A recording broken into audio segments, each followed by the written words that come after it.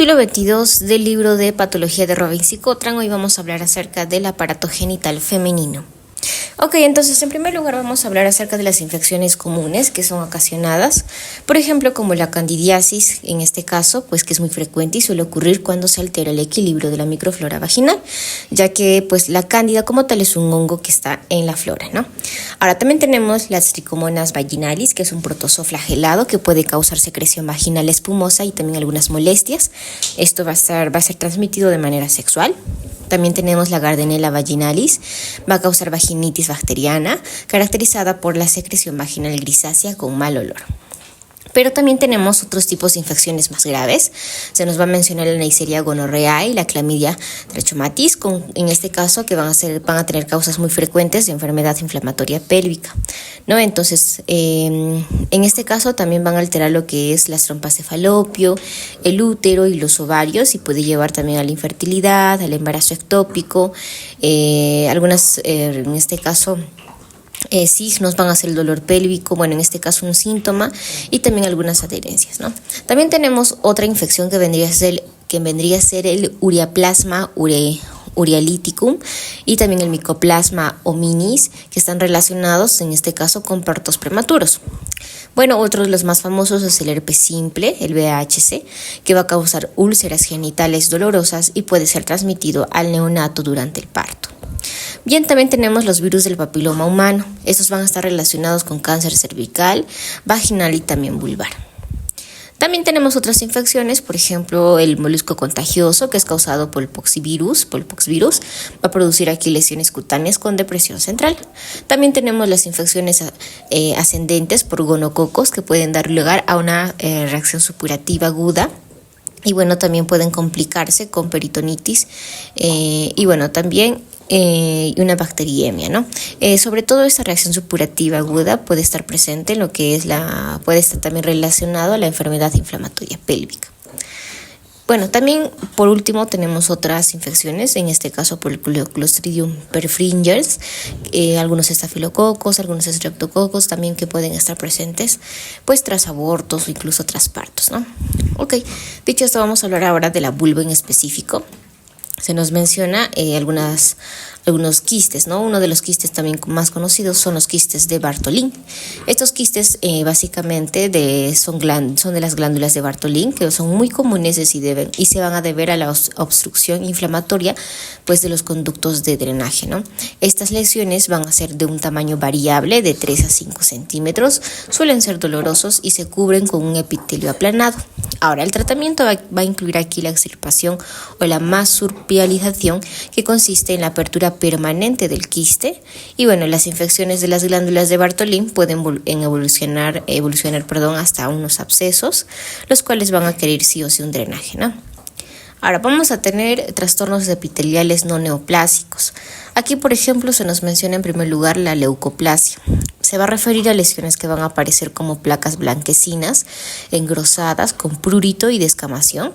Pueden tener causas inflamatorias que deben diferenciarse de posibles neoplasias, ¿no? También podemos observar dentro de esos trastornos epiteliales, los líquenes esclerosos, que bueno, en realidad es un trastorno que inicia con pápulas o máculas que se convierten en áreas lisas de color blanco con una textura similar al empedrado. Histológicamente se va a observar un adelgazamiento de la epidermis y fibrosis dérmica.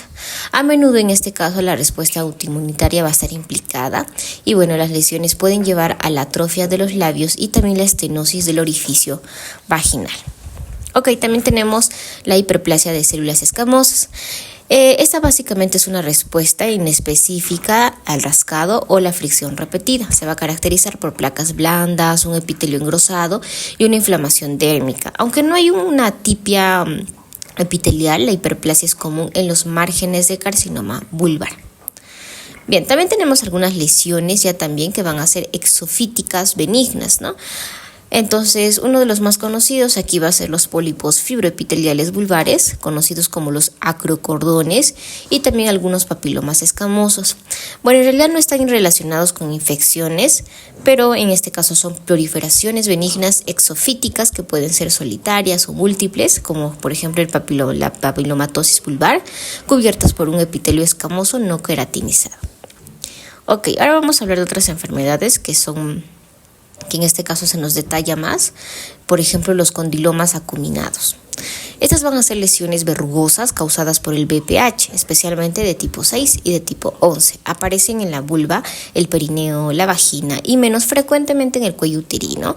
Histológicamente son proliferaciones epiteliales con características de atipia coilocítica, es decir, básicamente de un aclaramiento citoplasmático perinuclear.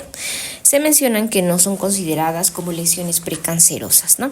Pero también vamos a hablar a continuación de lesiones neoplásicas que sí son, en este caso, escamosas que sí son neoplásicas.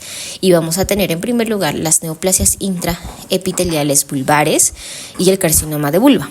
Entonces, el carcinoma de vulva es raro, representa por lo menos el 3% de los cánceres genitales femeninos. La mayoría va a afectar a mujeres mayores de 60 años. Un tercio de los casos son carcinomas basaloides o verrugosos relacionados con el BPH. Principalmente el BPH16. Ahora, los carcinomas epidermoides no relacionados con el BPH son más comunes en mujeres mayores. A menudo en este caso pues van a tener una base de líquen escleroso o también una hiperplasia de células escamosas. El tratamiento va a incluir vulvectomía y también linfadenectomía y también se relaciona con un buen pronóstico favorable si en este caso el tamaño de la lesión pues es menos de 2 centímetros. Ahora, la metástasis en ganglios regionales están muy asociadas también con un pronóstico pobre. Ok, ahora hablemos acerca de las lesiones, en este caso neoplásicas glandulares. Aquí vamos a tener vamos a tener los hidroadenomas papilares y la enfermedad de Paget extramamaria, ¿no? Entonces, en primer lugar, el hidroadenoma papilar es un tumor benigno originado en las glándulas odoríparas, apócrinas en este caso, modificadas. Se va a presentar como un nódulo bien delimitado con conductos tubulares revestidos por células cilíndricas no ciliadas. Y la segunda, que es la enfermedad de Paget extramamaria, va a ser una lesión maligna que se presenta como una zona rojiza y castrosa en la epidermis. Histológicamente se va a caracterizar por tener células grandes y anaplásicas que van a contener mucina. Aunque pues la mayoría de las lesiones como tal se limitan a la epidermis, la recurrencia es muy frecuente, incluso después de una resección extensa. Ok, con eso hemos terminado con respecto a la vulva. Ahora vamos a irnos a la vagina. En primer lugar, pues vamos a mencionar anomalías del desarrollo. Vamos a tener 3. Vamos a tener, por ejemplo, la vagina tabicada o es en doble. Se asocia esto a un útero doble debido a la falta de fusión completa de los conductos de Müller. Puede estar vinculada a síndromes genéticos, exposición intrauterina o también a la dietilestibestrol, que básicamente pues es un factor muy importante para la alteración de esto, ¿no? También existen otros tipos de alteraciones, al menos de factores que pueden dar esta alteración, sobre todo en la transmisión de señales epitelio-estroma durante el desarrollo fetal. Ok, también tenemos en segundo lugar la adenosis vaginal. Esta va a consistir en placas granulares rojizas de epitelio cilíndrico endocervical no sustituido por epitelio escamoso. Va a afectar entre el 35 y el 90% de mujeres expuestas, en este caso, a este factor que mencionamos, el dietilestibestrol, y puede ser un sustrato para carcinoma de células claras, ¿no? También tenemos los quistes de conductos de Gardner, que son quistes o mucosos derivados del conducto de Wolff, comunes en la vagina de 1 o 2 centímetros, llenos en este caso de líquido. Eso por parte de las anomalías del desarrollo. Ahora también tenemos neoplasias, ¿no? Por ejemplo, las neoplasias. Vamos a tener neoplasias premalignas y malignas. Y por ejemplo, tenemos el carcinoma epidermoide. Aquí como tal los carcinomas vaginales primero son raros y la mayoría son, pues en este caso, epidermoides relacionados con infecciones por BPH de alto riesgo. Se desarrollan a partir de una neoplasia intraepitelial vaginal. Y en segundo lugar tenemos los rhabdomyosarcomas embrionarios, que son tumores agresivos en lactantes y niñas, formado por rhabdomioblastos con masas polipoides en forma de uvas, es decir, como un sarcoma botrioideo, y también algunos tumores que pueden infiltrarse localmente y provocar complicaciones graves como penetración en la cavidad peritoneal o también pues obstrucciones urinarias. Ok, vayamos ahora al cuello uterino. Ok, entonces en primer lugar vamos a hablar acerca de las malformaciones. Primero tenemos las uniones escamosilíndricas, que básicamente son transiciones entre el epitelio escamoso y el epitelio cilíndrico del cuello uterino, que va a variar en posición y puede ascender también con el tiempo. La metaplasia aquí escamosa va a ocurrir cuando el epitelio glandular es reemplazado por el epitelio escamoso. También tenemos una zona de transformación. Básicamente se refiere a una área crítica donde se originan los cánceres y lesiones precursoras debido a las células epiteliales inmaduras metaplásicas, ¿no? También vamos a hablar, luego de hablar un poquito de las malformaciones y estas metaplasias y las metaplasias, vamos a hablar de las inflamaciones y pólipos. Aquí nos van a mencionar dos. Vamos a tener la cervicitis aguda y crónica. Bueno, la cervicitis puede ser causada por infecciones por genococo, por la clamidia, micoplasmas y el VHS. A menudo va a producir cambios en las citologías cervicovaginales y pueden llevar a complicaciones durante el embarazo. Ahora vamos a tener también los pólipos endocervicales. Aquí vamos a tener, básicamente son proliferaciones benignas del tejido conjuntivo con glándulas dilatadas, a menudo manifestándose como sangrado vaginal irregular. Ok, dicho esto, vamos a hablar ahora de las neoplasias premalignas y las malignas, ¿no? Entonces vamos a tener pues lo más conocido, que vendría a ser el cáncer del cuello uterino. Se menciona que es el tercer cáncer más común en mujeres, como por lo menos 500,000 casos nuevos anuales. Se va a asociar principalmente al BPH de alto riesgo, siendo los tipos BPH 16 y BPH 18 los más prevalentes. Ahora, la detección del BPH en este caso temprano a través de una citología cervicovaginal ha reducido también significativamente la mortalidad, ¿no? Bien, también existen otras lesiones precancerosas que se van a dividir en lesiones intraepiteliales de bajo grado y de alto grado, asociados en este caso principalmente al BPH. Se menciona que en este caso el primero, es decir, las lesiones intraepiteliales de bajo grado van a tener una alta tasa de regresión espontánea, mientras que los de alto grado tienen en este caso un mayor riesgo de evolucionar a un carcinoma invasivo.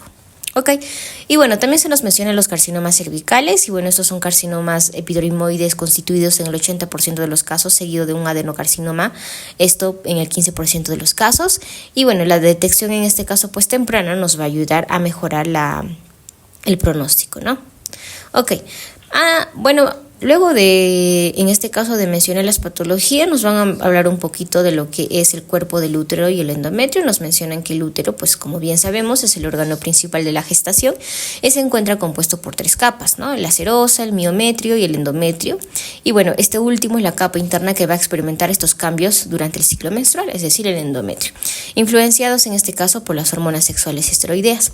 A lo largo de dicho ciclo, el endometrio va a atravesar fases específicas que se van a ajustar a las variaciones hormonales. Y antes de hablar de algunos trastornos endometriales, vamos a hablar de la histología un poquito endometrial, sobre todo en el ciclo menstrual, ¿no? Entonces, durante el ciclo menstrual, el endometrio va a responder a las hormonas esteroideas que se producen en los ovarios, los cuales pues son modulados por las hormonas secretadas por la hipófisis. A su vez van a ser reguladas por el hipotálamo también. Ahora, los estrógenos van a ser responsables como tal de la proliferación del epitelio glandular y del estroma en la fase proliferativa, gracias en este caso a su inducción de factores de crecimiento como el IGF-1 y el factor de crecimiento epidérmico, que en este caso pues ambos van a actuar sobre los receptores de células epiteliales. Ahora, durante la fase secretora, la progesterona regula negativamente los receptores de estrógenos, inhibiendo la proliferación y favoreciendo la diferenciación glandular y estromal. Las células madre endometriales van a jugar un papel esencial en la regeneración del endometrio tras la menstruación y pueden contribuir al desarrollo de endometriosis o cáncer endometrial. Entonces, dicho esto, ahora sí vamos a hablar de los trastornos endometriales funcionales. El primero va a ser las hemorragias uterinas disfuncionales. Entonces, la hemorragia uterina disfuncional va a ser el problema ginecológico más común en mujeres en edad fértil. Esta se va a caracterizar por un sangrado anormal y sin una lesión orgánica subyacente, siendo resultado de alteraciones en la regulación hormonal del endometrio.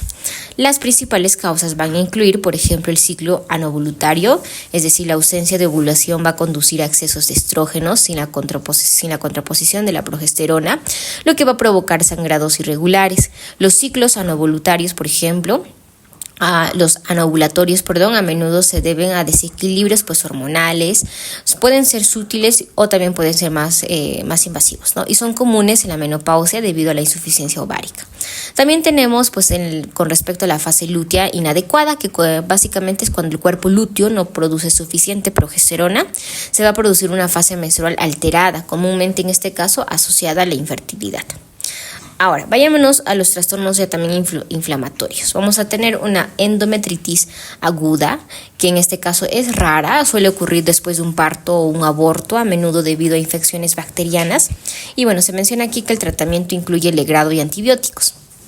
También tenemos la endometritis crónica, que se asocia a infecciones persistentes como la enfermedad inflamatoria pélvica, por ejemplo también la clamidia, en este caso puede ser ocasionado por la clamidia, retención de restos gestacionales, dispositivos intrauterinos o también la tuberculosis. Se va a caracterizar en este caso por un infiltrado de células plasmáticas y macrófagos en el endometrio. Ok. Ahora vayámonos a la endometriosis y al adenomiosis. Con respecto al primero, se menciona que es la presencia de tejido endometrial fuera del útero, afectando por lo menos lugares como ovarios, trompas de falopio y también el peritoneo. Este tejido va a seguir los ciclos hormonales del endometrio, pero no puede ser expulsado como en la menstruación normal. Las teorías en este caso patogénicas van a incluir, la menstruación retrógrada o también la metaplasia celular. La endometriosis se va a caracterizar por la producción excesiva de estrógenos y también de prostaglandinas, lo que va a perpetuar la inflamación y la persistencia del tejido endometrial ectópico. Clínicamente se va a presentar con infertilidad, dismenorrea, la dispareunia y también el dolor pélvico, ¿no? Ok, ahora vayamos a la adenomiosis, que está dentro de estas, más que infecciones, en este caso son algunos trastornos, ¿no?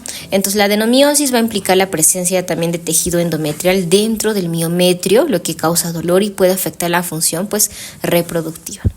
Ok, ahora sí vayamos a otros tipos de patologías y vamos a mencionar los pólipos endometriales, que en este caso son masas de tejido endometrial que se desarrollan hacia la cavidad uterina, se van a asociar a un exceso de estrógenos o tratamientos con tamoxifeno y se menciona que aunque generalmente no son benignos, pueden causar hemorragias anormales y en casos raros evolucionar a un adenocarcinoma.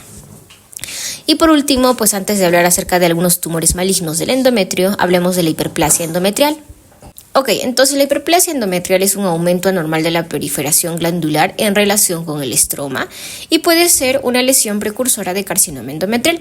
Se va a asociar con una exposición prolongada a estrógenos sin la contraposición adecuada de progesterona. Puede ser causada por diversas condiciones como la obesidad, el síndrome de ovario poliquístico y tumores productores de estrógenos. Se va a clasificar en hiperplasia no atípica y atípica. La hiperplasia típica presenta un riesgo mayor de progresar a cáncer endometrial, por lo que requiere tratamiento que generalmente incluye histerectomía o terapia con progestágenos. Y ya dicho esto, vamos a hablar ahora de los tumores malignos del endometrio. Entonces, el carcinoma del endometrio va a constituir el 7% de todos los cánceres o de todos los carcinomas invasivos en mujeres con una mayor incidencia entre los 55 y 65 años. Ahora, se van a diagnosticar como tal más de 47,000 nuevos casos anualmente, esto en Estados Unidos, y se van a describir dos tipos principales de carcinoma de endometrio, el tipo 1, que es endometrial, y el tipo 2, que es seroso. Vayámonos con el tipo 1 en primer lugar. Ok, entonces en el tipo 1, este es conocido como en este caso el endometrial, va a representar el 80% de los casos, siendo tumores bien diferenciados. Es decir, se le menciona como un carcinoma endometrioide, ¿no? Que surge típicamente sobre una base de hiperplasia endometrial. Se asocia con mutaciones del PTN en el 30 al 80% de casos y mutaciones en genes como el KRAS, beta-catenina, y también es común la inestabilidad de microsatélites, mutaciones en el complejo PI3 quinasa. Ahora, se puede observar pérdida de función de ARID1A en aproximadamente un tercio de los tumores, así como también en defectos en genes reparadores del ADN en un 20%, ¿no? Esto especialmente en familias con antecedentes de carcinoma colorectal, no polipósico hereditario, entre otros. Ahora, las mutaciones específicamente del P53 también van a ser eventos tardíos, pero están relacionados. Ok, en cuanto a la morfología, se nos menciona de dos maneras, Como siempre, macroscópicamente los tumores se pueden ver polipoides o de crecimiento difuso y microscópicamente van a predominar, en este caso, los adenocarcinomas endometrioides con un patrón de epitelio que recuerda en este caso al endometrio normal, ¿no? Con diferentes, en este caso, grados de diferenciación, pues el 20% aquí van a ser, de los casos como tal, van a mostrar diferenciaciones escamosas. Ok, vayámonos al tipo 2, que es el carcinoma de tipo seroso. Este tipo aparece básicamente una década después de los tumores de tipo 1. Están asociados a una atrofia endometrial y son de bajo grado. Aquí las mutaciones del P53 están presentes en el 90% de los casos, indicando una alteración oncogena temprana. Ahora, el carcinoma intraepitelial endometrial sin infiltración es un precursor en este caso de carcinoma seroso. Ok, en cuanto a la morfología macroscópica, nos menciona que son tumores grandes, voluminosos, con infiltraciones profundas y microscópicamente van a presentar un patrón de crecimiento papilar o glandular con una atipia citológica muy marcada. Ok, vayámonos a hablar acerca de otros tumores. Vamos a tener los tumores mullerianos mixtos malignos. Estos tumores son adenocarcinomas endometriales con cambios malignos en el estroma originados de un precursor neoplásico común para ambas estirpes. Se va a asociar con mutaciones en el PTEN, el TP53 y el PIK3CA y son muy agresivos con una supervivencia de 5 años del 25 al 30%. En cuanto a la morfología, macroscópicamente, pues van a ser tumores, en este caso, voluminosos, carnosos y polipoides, y microscópicamente van a contener elementos estromales y glandulares malignos, con diferenciación sarcomatoso-estromal en algunas variantes, ¿no? Ok, sigamos hablando de algunos tumores, de más tumores, y vamos a hablar de los tumores del estroma endometrial. Estos van a representar menos del 5% de los cánceres endometriales.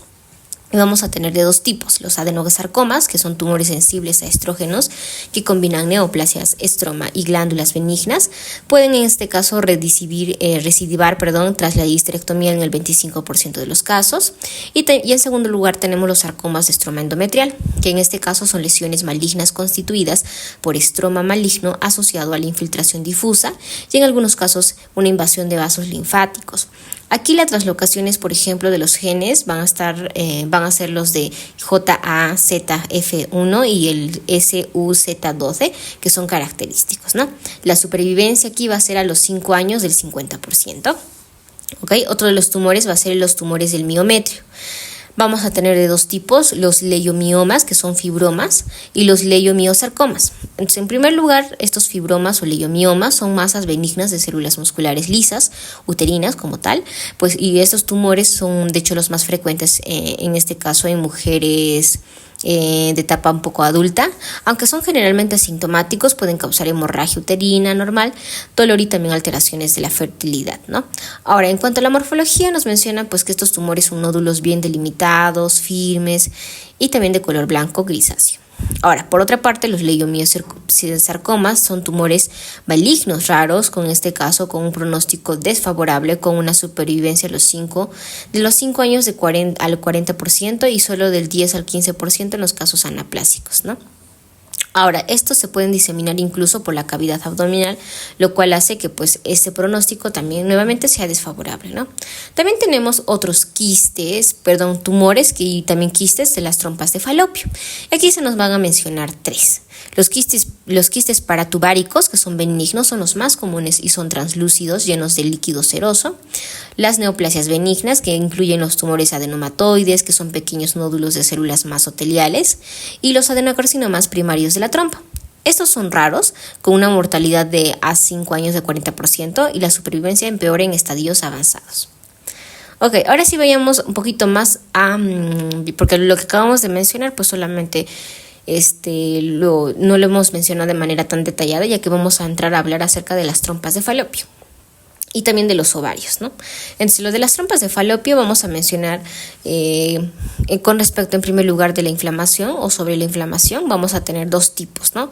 La salpingitis supurativa y la salpingitis tuberculosa. La salpingitis supurativa a menudo se va a asociar a enfermedades inflamatorias pélvicas, siendo las infecciones gonocócicas las responsables del 60% de los casos. Aunque en este caso existen otros gérmenes piógenos, pueden en este caso estar involucrados, pues en este caso la clamidia va a ser la más frecuente. Ahora, por otra parte, la salpingitis tuberculosa se menciona que es rara, pero es una causa significativa de infertilidad globalmente. Ok, ahora hablemos acerca de los ovarios. En los ovarios vamos a tener quistes no neoplásicos y funcionales y también algunos tumores pues ováricos, ¿no? Con respecto a los quistes vamos a tener en este caso los quistes foliculares y del cuerpo lúteo, que son muy comunes, generalmente menores de 2 centímetros. Se van a desarrollar cuando los folículos no se rompen o en este caso se sellan nuevamente, ¿no? Son asintomáticos, pero pueden romperse y causar dolor y también inflamación. Ahora, el más conocido, que es el ovario poliquístico. Esto va a afectar del 3 al 6% de mujeres en edad fértil, asociado a oligomenorrea, anovulación, obesidad, hirsutismo y resistencia a la insulina. Va a aumentar el riesgo de la hiperplasia y también carcinoma endometrial, ¿no? También tenemos la hipertecosis estromal, que va a afectar especialmente a mujeres posmenopáusicas, caracterizada por una hipercelularidad del estroma con luteinización, similares en este caso a los síntomas de los ovarios poliquísticos.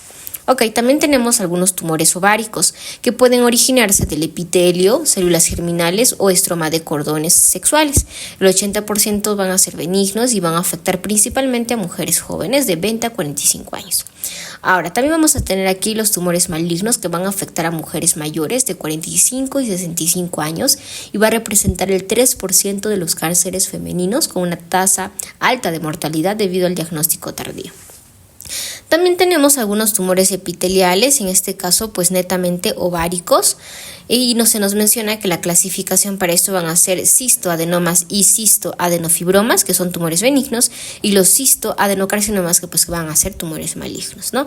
Pero también vamos a tener tumores mucinosos que van a representar el 20 al 25% de las neoplasias ováricas, generalmente van a ser benignos, y bueno, estos carcinomas mucinosos van a representar menos del 3% y van a ser asociados al tabaquismo. Ok, vayamos ahora a hablar acerca de los tumores de células germinales y el más conocido son los teratomas, ¿no? Los teratomas van a representar el 15 al 20% de los tumores ováricos, la mayoría son benignos y se van a representar como quistes dermoides, especialmente en mujeres jóvenes. Pueden contener varios tipos de tejido como cabello, dientes y hueso. Y bueno, se menciona que vamos a tener dos tipos de teratomas. Los teratomas maduros, que son conocidos como los benignos, y los teratomas inmaduros, que son conocidos como los malignos. Entonces, los teratomas maduros generalmente se extirpan y tienen un buen pronóstico. En raros casos pueden volverse malignos. Por otra parte, los teratomas inmaduros, que son estos malignos, son menos frecuentes, pero están constituidos por elementos embrionarios y con un mayor riesgo de malignidad. Ok, ahora vayamos a los trastornos de gestación y la placenta, que también pues es muy importante, ¿no? En primer lugar vamos a hablar de los trastornos de la primera mitad de la gestación. Y pues aquí el más conocido es el aborto espontáneo, así como también el embarazo ectópico, ¿no? Entonces, en el aborto espontáneo se nos menciona que se refiere a la finalización de la gestación antes de las 20 semanas. Va a afectar al del 10 al 15% de los embarazos clínicamente conocidos, además también de un número significativo de embarazos no detectados. Las causas aquí van a incluir maternas, es decir, por diabetes, defectos en la fase lútea y trastornos endocrinológicos, ¿no? También vamos a tener los fetales, en este caso, que el 50% van a representar alteraciones cromosómicas. También tenemos defectos uterinos como los leiomiomas, pólipos o malformaciones, y los trastornos sistémicos, afecciones de los vasos maternos como el síndrome antifosfolipídicos y también las coagulopatías, y también algunas infecciones como la toxoplasmosis, micoplasma, en este caso listeria y algunos otros virus, ¿no? Ok, esto por parte del aborto espontáneo. Ahora vayámonos al embarazo ectópico. Entonces, es básicamente este embarazo ectópico, pues es la implantación del embrión fuera del útero, con frecuencia en las trompas de falopio en el 90% de los casos, pero también puede ocurrir en el ovario o la cavidad abdominal. Se va a presentar en el 2% de los embarazos. Y bueno, se menciona que los factores aquí predisponentes pueden ser enfermedad inflamatoria pélvica y adherencias peritubáricas, dispositivos intrauterinos y también cirugías previas, ¿no? Es decir, por ejemplo, una rotura tubárica, que es una emergencia médica, se caracteriza por abdomen agudo y shock, siendo necesario sospecharla a través de pruebas de gonadotropina coriónica humana, ecografía y biopsia endometrial con cambios deciduales sin vellosidades coriónicas. Ok, ahora vayamos a los trastornos de la segunda mitad de gestación. Aquí vamos a tener a las placentas gemelares, donde los embarazos como tal gemelares pueden ser disigóticos en este caso, que básicamente pues es una fecundación de 2 óvulos, o también pueden ser los monocigóticos, que es una división de un solo óvulo fecundado. Ok, entonces en ese sentido pues las placentas pueden ser monocoriónicas o también dicoriónicas, ¿no? Dependiendo en este caso de la división del óvulo y pues también de las características de las placentas, ¿no? Mono o diamniótica. Ok, entonces en los embarazos gemelares monocoriónicos la anastomosis vascular puede llegar al síndrome de transfusión gemelo-gemelar, que ocurre cuando hay un flujo sanguíneo desequilibrado entre los gemelos, lo que puede poner un riesgo, en este caso la vida de uno o ambos fetos. Ok, dicho esto, pues vayamos ahora a las anomalías de la implantación placentaria. Y vamos a tener aquí la placenta previa y la placenta acreta, ¿no? En la placenta previa, básicamente, pues se refiere a la implantación, en este caso de la placenta, en el segmento inferior del útero o el cuello uterino, lo que en este caso puede causar hemorragias graves durante el tercer trimestre. Y bueno, la cesárea aquí va a ser necesaria cuando se bloquea por completo el cuello uterino. Ok, en cuanto a la placenta acreta, se refiere a la adherencia directa al miometrio, lo que impide su desprendimiento al momento del parto, provocando en este caso hemorragias graves y riesgo también para la madre, ¿no? También tenemos algunas otras infecciones placentarias que pueden ser ascendentes, es decir, por bacterias como la corioamnionitis aguda, o también pueden ser hematógenas como la listeria y los gérmenes del grupo TORCH. Ahora, las infecciones aquí hematógenas van a causar inflamación de las vellosidades coriónicas, es decir, esto es conocido como la biliitis y están asociadas con septicemia materna. Ahora, otra de las patologías que también están relacionados aquí, bueno, en sí más allá, no solamente hablando de la placenta, es la preeclampsia y la eclampsia. Entonces, la preeclampsia es un síndrome caracterizado por hipertensión, proteinuria y edema. La eclampsia es una forma más grave, asociado con convulsiones y coma.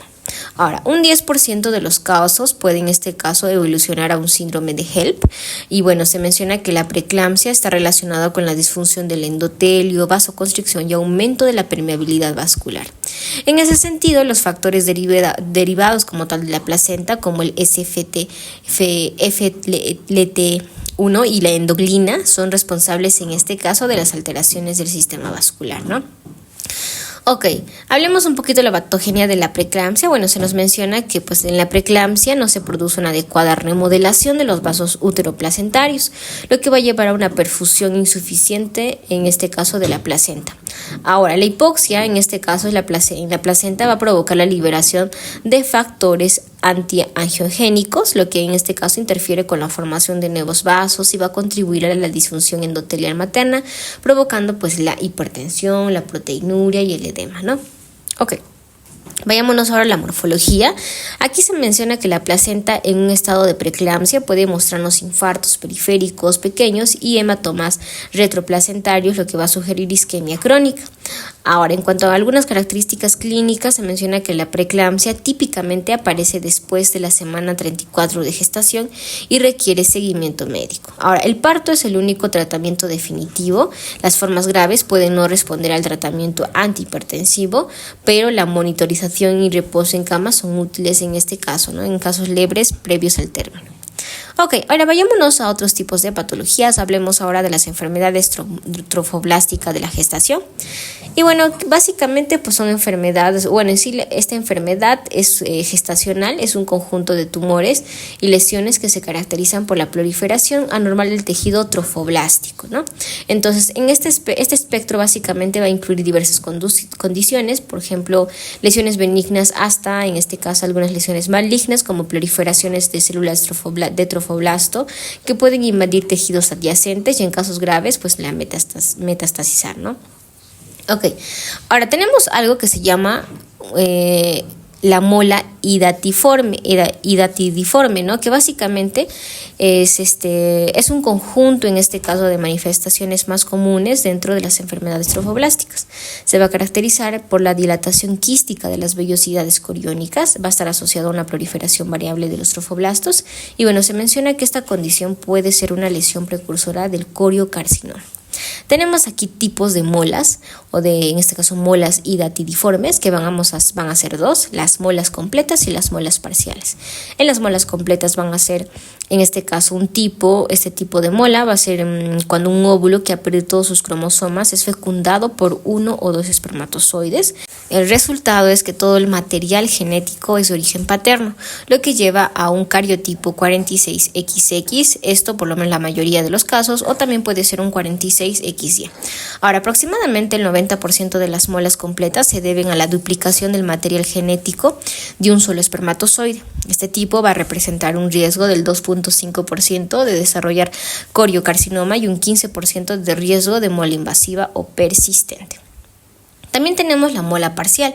En este caso, un óvulo con un contenido cromosómico normal es fecundado por 2 espermatozoides, ¿no? Lo que va a dar lugar a un cariotipo triploide como 69XXX o 69XXY. De hecho, no hay un aumento significativo en el riesgo de coriocarcinoma en este tipo. Bien, ahora, en cuanto a las características morfológicas, nos mencionan en este caso lo que vendrían a ser macroscópicamente, pues estas molas hidatidiformes se van a presentar como masas quísticas, translúcidas y con paredes delgadas que se asemejan a racimos de uva. Las molas completas raras veces presentan partes fetales, mientras que las molas parciales se pueden mostrar partes, en este caso, fetales, ¿no? Ahora, microscópicamente, en las molas completas se van a observar una degeneración hidrópica de las vellosidades coriónicas con una vascularización inadecuada y una proliferación significativa del trofoblasto, y las molas parciales suelen tener solo edema focal y proliferación ligera y focal del trofoblasto. Ok. Ahora, en cuanto al diagnóstico pues, de este tipo de condición, se menciona que la mola se va a diagnosticar principalmente mediante ecografía y la medición del HCG en la sangre, que generalmente va a presentar niveles más altos que los de un embarazo normal en la misma etapa gestacional. Ahora, el tratamiento inicial va a consistir en un legrado exhaustivo del útero. Las mediciones aquí seriadas del HCG son esenciales para detectar posibles molas invasivas o también los coriocarcinomas, ¿no? Ok, también tenemos molas que pueden ser invasivas. Por ejemplo, las molas invasivas van a ser una forma más agresiva pues, de esta mola hidatidiforme, en la que el trofoblasto ya también va a invadir profundamente la pared uterina y puede llevar a perforarla, ¿no? Puede llegar a perforarla. Entonces, básicamente, pues esta forma de enfermedad se va a asociar por un incremento persistente del HCG, ¿no? Se menciona que aunque se puede diseminar a otras partes del cuerpo mediante embolias, el tumor no tiende a crecer mucho en estos lugares. Y bueno, obviamente aquí la quimioterapia va a ser el tratamiento más efectivo para esta mola invasiva. Ok, ahora ya vamos a terminar y vamos a hablar solamente de los coriocarcinomas y también de algunas, en este caso, y del tumor trofoblástico del lecho placentario. Entonces, el coriocarcinoma como tal es un tumor maligno del trofoblasto que se desarrolla en uno de cada, en este caso, 20.000 a 30.000 embarazos. Aproximadamente la mitad de los casos se van a originar a partir de una mola hidatidiforme. El coriocarcinoma también puede desarrollarse después de abortos, embarazos anormales o también embarazos ectópicos, ¿no? Ahora, en cuanto a la morfología, nos mencionan que macroscópicamente vamos a ver, en este caso, masas grandes, blandas y carnosas, y en este caso van a ser de color blanco, amarillento, con áreas de necrosis y también hemorragias, ¿no? Microscópicamente, pues las lesiones en este caso van a consistir en una proliferación mixta de células de citotrofoblasto y también de sincitiotrofoblasto. Y bueno, se menciona que el tumor va a infiltrar el endometrio, los vasos sanguíneos y los linfáticos, lo que puede dar lugar a una diseminación metastásica, ¿no?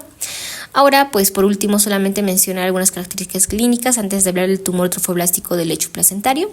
Aquí los coriocarcinomas van a cursar con síntomas como hemorragia y secreción vaginal que pueden ocurrir durante un embarazo aparentemente normal, después de un aborto, también puede ser después de un legrado, ¿no? Entonces, los niveles del HCG son muy elevados en una comparación con los de una mola hidatidiforme, dado que el coriocarcinoma tiene una alta sensibilidad a la quimioterapia. También la tasa en este caso de remisión es alta, alcanzando por lo menos el 100% con una alta probabilidad de curación completa. Ok, ahora sí, para finalizar, tumor trofoblástico del lecho placentario. Entonces, estos tumores trofoblásticos son raros, representando menos del 2% de los tumores trofoblásticos gestacionales. Este tumor es una proliferación del trofoblasto extravelloso. A diferencia en este caso de los coriocarcinomas, no representan las células características de los citotrofoblastos ni del sincitotrofoblasto y produce una menor cantidad de HCG. Aunque la mayoría de los TTLP, es decir, de estos tumores trofoblásticos del lecho placentario, no causan metástasis, entre el 10 y el 15% pueden diseminarse y llevar a la muerte. Ok, entonces de esta manera hemos concluido con el capítulo 22. Y si te ha gustado este pequeño resumen, de este capítulo, pues dale like y suscríbete. Y nos vemos en el capítulo 23, donde vamos a hablar acerca de la mama.